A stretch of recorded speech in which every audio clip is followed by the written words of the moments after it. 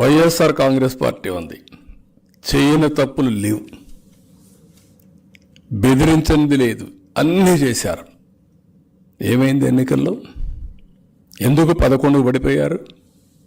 ఎన్ని సర్వేలు చెప్పించుకున్నారు వాళ్ళు? మేము గెలిచిపోయాం 150 వచ్చాయి, 170 వచ్చాయి, 175 మాకే వస్తాయని చెప్పారా లేదా?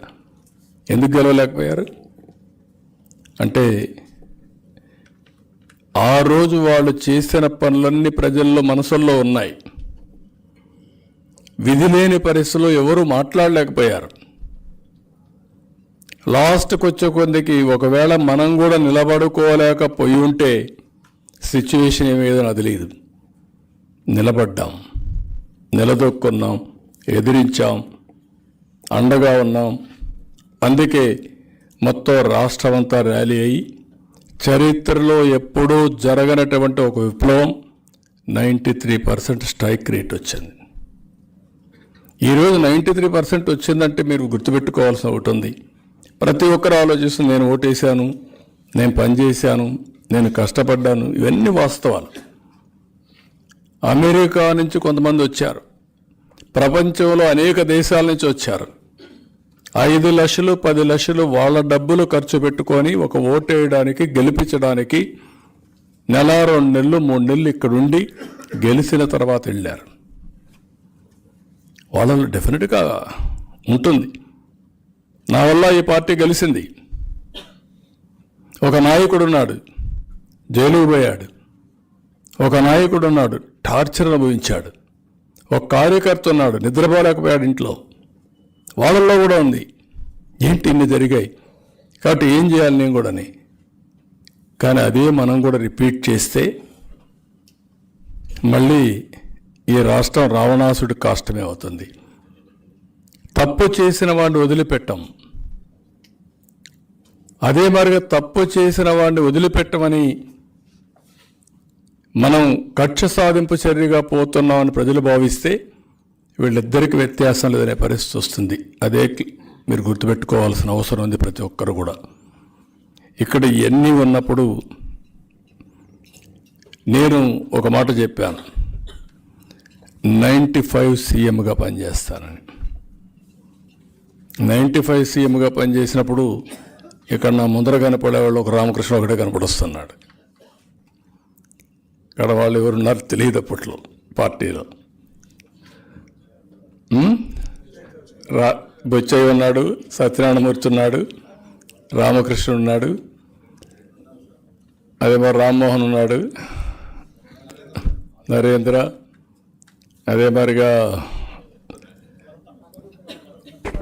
శ్రీనివాసరావు, వీళ్ళు కొంతమంది ఒక 10 మంది ఉంటారు ఇక్కడ. అంటే మామూలుగా మనకు జరిగే పరిణామాలు మీరు చూసినప్పుడు ఒక పార్టీ జర్నీలో తెలుగుదేశం పార్టీకి కొన్ని కుటుంబాలు అంకితమైనాయి, ఇంత పాపులేషన్ అని. కొన్ని చదువుకున్న వాళ్ళు కానీ కొంతమంది అడిషనల్గా వస్తూ ఉంటారు. కానీ కంటిన్యూస్ ప్రాసెస్లో ఉండేవాళ్ళు ఉంటున్నాం. వాళ్ళ కుటుంబంలో ఉండేవాడు మళ్ళా పార్టీలో పనిచేస్తున్నారు, వాళ్ళు కూడా వస్తున్నారు. చనిపోయినప్పుడు కొంతమంది భయపడతారు అనుకుంటే కూడా భయపడకుండా ఫ్యామిలీ తెలుగుదేశం పార్టీ కోసం పనిచేశారు. అందుకని ఇవన్నీ కూడా ఈరోజు మీరు గుర్తుపెట్టుకోవాల్సింది. మళ్ళీ మనం అందరం కూడా ఒక సంఘటిత శక్తిగా లేకపోతే ఒక కొహెషన్తో పనిచేస్తే తప్ప ప్రజల ఎక్స్పెక్టేషన్స్ని మనం ఫుల్ఫిల్ చేయలేం. అదే సమయంలో మీరు కానీ నేను కానీ కొంచెం క్రమశిక్షణ, ఆలోచన విధానాలు డిఫరెంట్గా ఉంటాయి. మీరు ఇంట్లో ఉండి మీ ఆలోచనలు అమలు చేస్తే ఏం బాధ ఉండదు. ఈరోజు ఏ పరిస్థితి ఉంటుందంటే లాస్ట్ మైల్లో ఉండే గవర్నమెంట్లో ఒక చిన్న ఉద్యోగి తప్పు చేస్తే సీఎం మీద పడుతుంది. అదే మాదిరిగా ఎన్డీఏలో ఉండే ఏ కార్యకర్త తప్పు చేసినా అది చీఫ్ మినిస్టర్ పడుతుంది, ఇటు పార్టీకి ఇటు గవర్నమెంట్కి. అంటే ఈ విషయం మీరు ఒక్క విషయం మీరు చూస్తే ఒక వ్యక్తి తిట్టినా కూడా లేకుంటే మీ ప్రవర్తన కూడా పార్టీకి నష్టం జరుగుతుంది. పాజిటివ్ కానీ నెగిటివ్ కానీ రెండూ ఉంటాయి. ఈ విషయాన్ని మనందరం గుర్తుపెట్టుకోవాల్సిన అవసరం ఉంది. ఇవి గుర్తుపెట్టుకుంటూనే నేను మధ్యాహ్నం కూడా కొన్ని విషయాలు మీతో మాట్లాడతాను. మాట్లాడి నేను 95లో నేను చాలాసార్లు చెప్పాను. 95లో నేను సీఎం అయినప్పుడు చాలా ఫాస్ట్గా వెళ్ళాం. అదే సమయంలో ప్రజలు కూడా అదే మరిగా ఆశీర్వదించారు. మనం ఫైనల్గా ఒకటి చెప్తున్నా, మీకు ఎవరైనా సరే సక్సెస్ చూడండి, ఒక రాజకీయ నాయకుల్లో ఎవరైనా సరే, ఏ స్థాయి అయినా సరే, మనము ప్రవర్తించిన విధానం వల్లనే తిరిగి మన ఎలక్షన్ కానీ మనకు వచ్చే మెజారిటీ కానీ డిపెండ్ అవుతుంది. సింపుల్. దీనికి పెద్ద ఫార్ములాలు లేవు, దీన్ని ఇచ్చేయాల్సిన పని లేదు. నేను అందుకనే మొన్న ఎన్నికల్లో చూసినప్పుడు నాకే కొన్ని షాకింగ్ రిజల్ట్స్ కూడా వచ్చే పరిస్థితి సర్వేలు చేస్తే.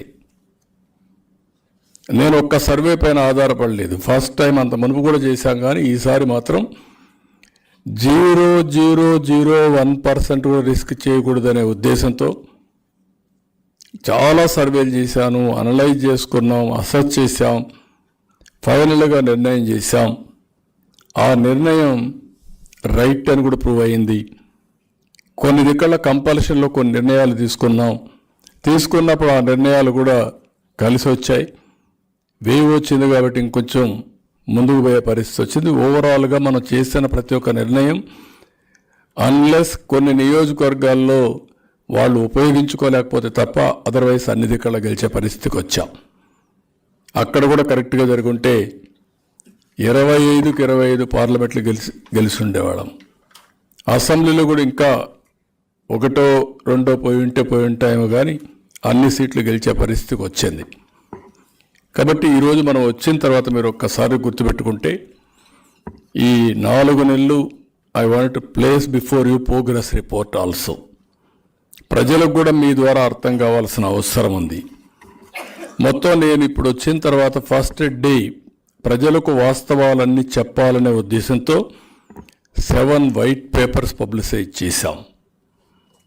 ఈ 7 వైట్ పేపర్స్ కూడా అమరావతి ఏ స్టేజ్లో ఉంది, పోలవరం ఏ విధంగా డయాఫామ్ వాల్ ఇవన్నీ కూడా నాశనం చేశారు, విద్యుత్ 1,20,000 కోట్ల రూపాయలు అప్పు చేయడం, కరెంట్ ఇవ్వలేని పరిస్థితి రావడం, మద్యం మొత్తం హోల్సేల్, రీటైల్, మ్యానుఫ్యాక్చరింగ్ అంతా హస్తగతం చేసుకొని కొన్ని వేల కోట్ల రూపాయలు దోపిడీ చేసి నాసిరకమైన మద్యం పెట్టి ప్రజల ఆరోగ్యంతో ఆర్థికంగా ఇబ్బంది పెట్టడం, సహజ వనరులు మొత్తం దోచేయడం, ఇసుక కానీ గ్రానైట్ కానీ ఒకటి కాదు అన్ని సహజ వనరులన్నీ దోచడం.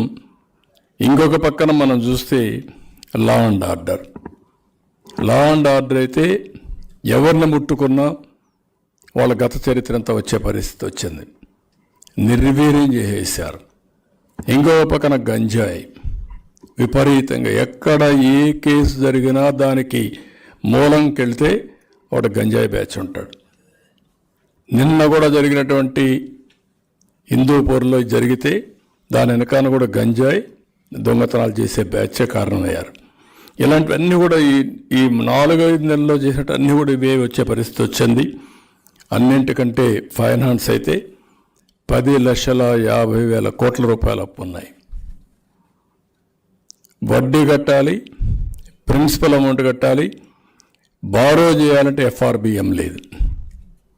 కాస్తో కోస్తో కేంద్రం వచ్చింది కాబట్టి, హెల్పింగ్ హ్యాండ్ ఇచ్చారు కాబట్టి మనం కొద్దిగా నిలదొక్కున్నాం. లేకపోతే మనం వచ్చిన అరాచకమే ఉండేది.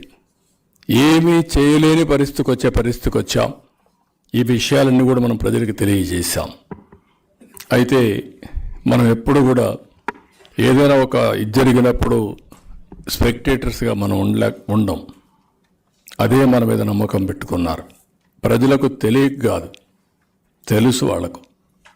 ఇలాంటి సమయంలో మళ్ళీ మన భవిష్యత్తు బాగుండాలంటే ఎన్డీఏ కూటమి ఉంటే తప్ప సాధ్యం కాదని ప్రజలు విశ్వసించారు. ఒక విధంగా మన పార్టీలో ఉండే నాయకత్వం కానీ, పవన్ కళ్యాణ్ పైన ఉండే విశ్వాసం కానీ, లేకపోతే నరేంద్ర మోడీ గారు కూడా కేంద్రం నుంచి ఈ రాష్ట్రాన్ని కాపాడుకోవాలని నమ్మకం కానీ అన్నీ కలిపి మనం గెలిచే పరిస్థితికి వచ్చాం. అయితే ఈ 4 నెలల్లో దాని ప్రకారం ముందుకు పోయాం.